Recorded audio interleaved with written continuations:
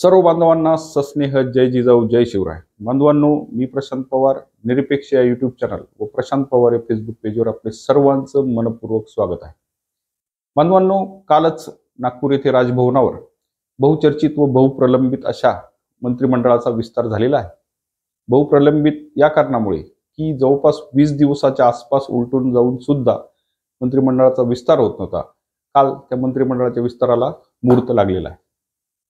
सर्वप्रथम नवनिर्वाचित सर्व मंत्री महोदयांचे मी खूप खूप खूप मनपूर्वक अभिनंदन करतो व त्यांच्या हातून महाराष्ट्राची व महाराष्ट्रातील जनतेची व मतदार राजांची अविरत सेवा घडो अशी मी ईश्वरचरणी प्रार्थना करतो.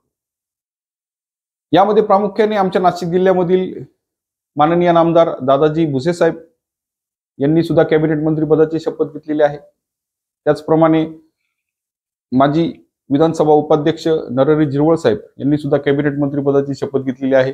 व तसेच सिन्नरचे आमदार व ज्यांना प्रथमतः मंत्रिपदाचा बहुमान मिळाला असे ॲडव्होकेट माणिकराव कोकाटे साहेब यांनी सुद्धा मंत्रिपदाची शपथ घेतलेली आहे. यांचे सुद्धा मनपूर्वक खूप खूप खूप अभिनंदन. या सर्व घडामोडी एक गोष्ट प्रामुख्याने जाणवली, ती गोष्ट म्हणजे की महाराष्ट्र राज्याचे अन्न व नागरी पुरवठा मंत्री, माजी अन्न व नागरी पुरवठा मंत्री तसेच नाशिक जिल्ह्याचे माजी पालकमंत्री, ओबीसीचे नेते म्हणवणारे माननीय छगनरावजी भुजबळ यांना या मंत्रिमंडळातून डावलले गेलेले आहे. या डावलण्याचे अनेक कारण देता येतील. महाराष्ट्रातील ओबीसी समाज हा खूप नाराज झालेला आहे आणि या डावलण्याच्या कारणांमध्ये प्रमुख कारण जे अनेक मुख्य कारण तर कदाचित गुलदस्त्यात असू शकतं, परंतु आम्हा सर्वसामान्य जनतेला जे कारण जाणवतात त्यापैकी काही कारण आज आपण विशद करू. त्यात एक सर्वात महत्वाचं कारण म्हणजे की मराठा समाजाला केलेला टोकाचा विरोध.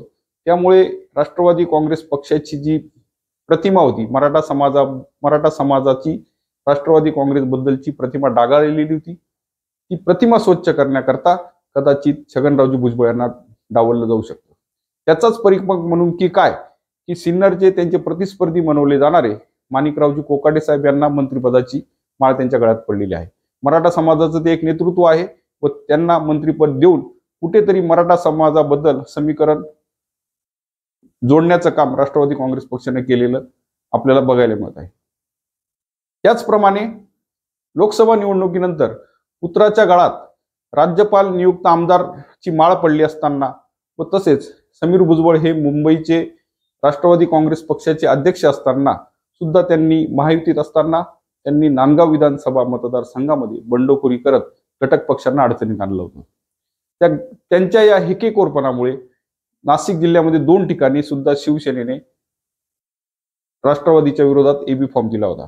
त्यामुळे राष्ट्रवादी पक्ष हा अडचणीत आला होता. याचाच परिपाक म्हणून की काय छगन भुजबळ यांना डावलण्यात आलेले आहे. कारणे काही असोत, कदाचित मुख्य कारण हे वेगळं असू शकतं. कदाचित असंही असू शकतं की यापेक्षा सुद्धा मोठी जबाबदारी छगन भुजबळ साहेबांना दिली जाऊ शकते. म्हणून येणाऱ्या काळात हे कारण स्पष्टच होतील. तोपर्यंत आजच्या करता एवढे बोलून इथेच थांबतो. जय हिंद, जय महाराष्ट्र, जय जिजाऊ, जय शिवराय.